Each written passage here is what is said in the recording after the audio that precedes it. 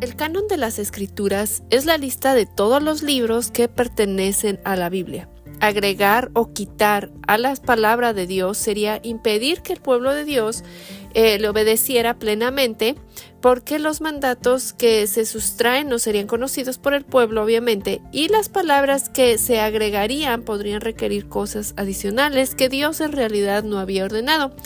Y esto lo leemos en Deuteronomio 4:2.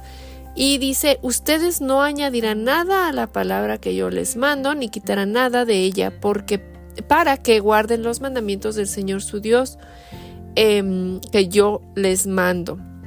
Entonces, el canon bíblico es la conexión de literatura reconocida como divinamente inspirada, es decir, palabras escritas por autores humanos que fueron inspirados por el Espíritu Santo y hablaron de parte de Dios, como lo vemos en 2 de Pedro 1:21.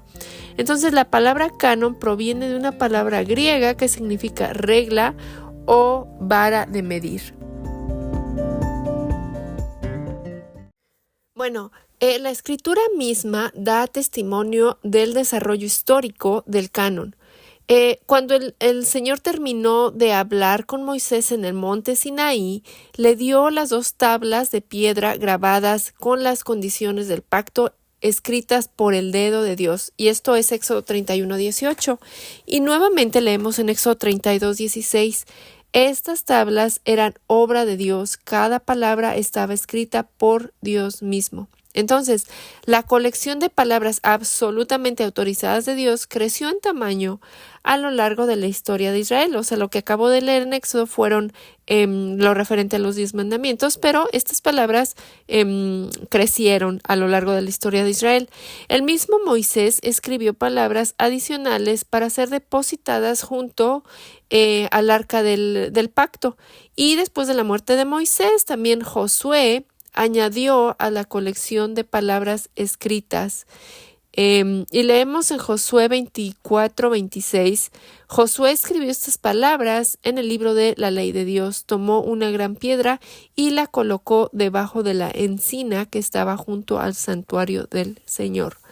Entonces, esto es especialmente sorprendente a la luz del mandamiento de no añadir ni quitar de las palabras que Dios le había dado al pueblo a través de Moisés. Entonces, para agregar estas palabras, José debió haber estado convencido de que Dios mismo había autorizado tal escritura, y más tarde otros profetas en Israel escribieron palabras adicionales de parte de Dios, como leemos en 1 de Samuel 10:25, que dice que Samuel le explicó al pueblo cuáles eran los derechos y las obligaciones de un rey, y que los escribió en un rollo y lo puso delante del Señor.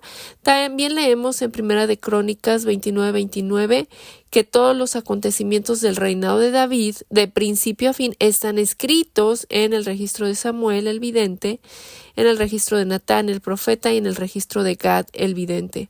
Otro ejemplo es el que leemos en 2 de Crónicas 32:33, que los acontecimientos del reinado de Ezequías y sus actos de devoción están registrados en la visión del profeta Isaías, hijo de Amós, que está incluida en el libro de los reyes de Judá y de Israel. Así también pues leemos Jeremías 32, donde dice que esto dice el Señor, Dios de Israel. Jeremías anota en un registro cada cosa que te he dicho. Entonces, en el Nuevo Testamento también no tenemos registro de ninguna diferencia o disputa entre Jesús y los judíos sobre el alcance del canon. Aparentemente, había pleno acuerdo entre Jesús y sus discípulos por un lado y los líderes judíos por el otro, en que las adiciones al canon del Antiguo Testamento habían cesado después de la época de Esdras, Nehemías, Esther, Ageo, espero estarlo leyendo bien, Zacarías y Malaquías. Y esto lo confirman las citas de Jesús y de autores del Nuevo Testamento. Según un recuento Jesús y los autores del Nuevo Testamento citan varias partes de las escrituras del Antiguo Testamento como divinamente inspiradas, más de 295 veces, y ni una sola vez citan ninguna declaración de los libros apócrifos. Ahorita voy a explicar un poquito más referente a estos libros, pero la ausencia de cualquier referencia a otra literatura como divinamente autorizada y la extremadamente frecuente referencia a cientos de citas en el Antiguo Testamento como divinamente inspirados son una fuente de confirmación al hecho de que los autores del Nuevo Testamento estuvieron de acuerdo en que el canon establecido del Antiguo Testamento, debía ser tomado como las mismas palabras del Señor de Dios. Ahora, regresando un poco al tema de los libros apócrifos, estas son una colección de libros incluidos en el canon de la Iglesia Católica Romana, pero excluidos del canon por el protestantismo. Y bueno, por varias razones. Voy a mencionar 3. Estos libros nunca fueron aceptados por los judíos como escritura.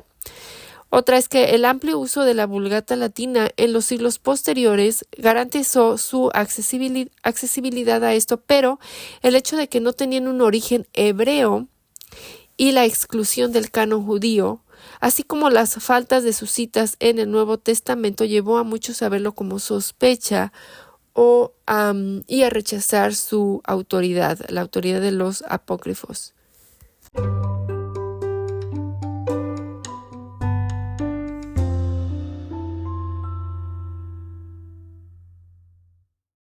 Ahora veamos la estructura del canon. Y el Antiguo Testamento consta de principalmente 4 divisiones principales. Una es lo que se conoce por el Pentateuco, que son los primeros 5 libros de la Biblia, es decir, Génesis, Éxodo, Levítico, Números y Deuteronomio. Y bueno, el Pentateuco, también se le conoce como el Torá, la ley y la ley de Moisés. Otra clasificación son los libros históricos, que los libros históricos consta de Josué, Jueces, Ruth, Primera y Segunda de Samuel, Primera y Segunda de Reyes y Primera y Segunda de Crónicas, Esdras, Nehemías y Esther, y estos libros tratan principalmente de la historia de Israel. Otra categoría es la literatura poética o de sabiduría, y esto incluye Job, Salmos, Proverbios, Eclesiastés y Cantar de Cantares. Y la otra categoría son los profetas. Entonces tenemos los profetas mayores y los profetas menores. Los profetas mayores vendrían siendo Isaías, Jeremías, Ezequiel, Lamentaciones y Daniel, y otros libros fueron etiquetados como menores que son más cortos, y son Oseas, Joel, Amós, Abdías, Jonás, Miqueas, Nahum, Habacuc, Sofonías, Ageo, Zacarías y Malaquías.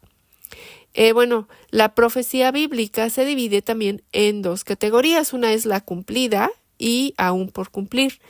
En cuanto a la autoría del Pentateuco, dentro del Pentateuco vemos referencias a los escritos de Moisés. Por ejemplo, en Éxodo 17:14 leemos que después de la victoria, el Señor dio a Moisés las siguientes instrucciones: escribe esto en un rollo para que sea un recuerdo perpetuo y léelo en voz alta a Josué.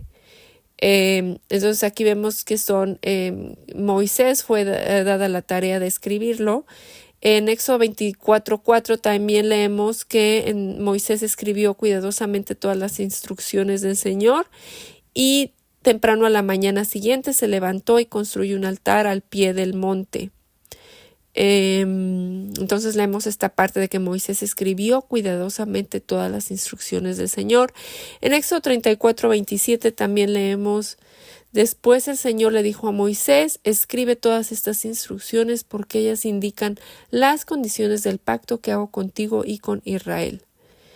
Entonces fuera del Pentateuco hay otros pasajes en el Antiguo Testamento que asocian la ley con Moisés. Por ejemplo, Segunda de Crónicas 35:12 dice que se repartieron las ofrendas quemadas entre la gente de acuerdo a sus grupos de familia para que las ofrecieran al Señor según estaba establecido en el libro de Moisés.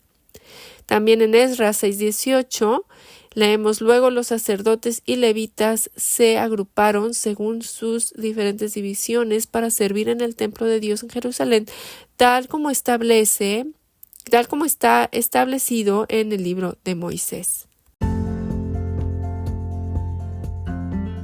Bueno, y para terminar vemos que también Jesús se refiere a la ley como la ley de Moisés. En Lucas 2:22 leemos: luego llegó el tiempo para la ofrenda de purificación como exigía la ley de Moisés después del nacimiento de un niño.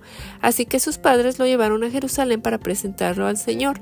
También en Lucas 24:27 leemos: entonces Jesús los guió por los escritos de Moisés y de todos los profetas, explicándoles lo que las escrituras decían acerca de él mismo. Y esto, bueno, solamente menciono 2, pero hay muchísimos más. Entonces, en conclusión, con respecto al canon del Antiguo Testamento, los cristianos de hoy no deberíamos preocuparnos de que algo se haya omitido, de que algo necesario se haya omitido, de que se haya incluido algo que no sea la palabra de Dios. Entonces podemos estar tranquilos de que lo que está en el canon, en este caso en el canon del Antiguo Testamento, es la palabra de Dios.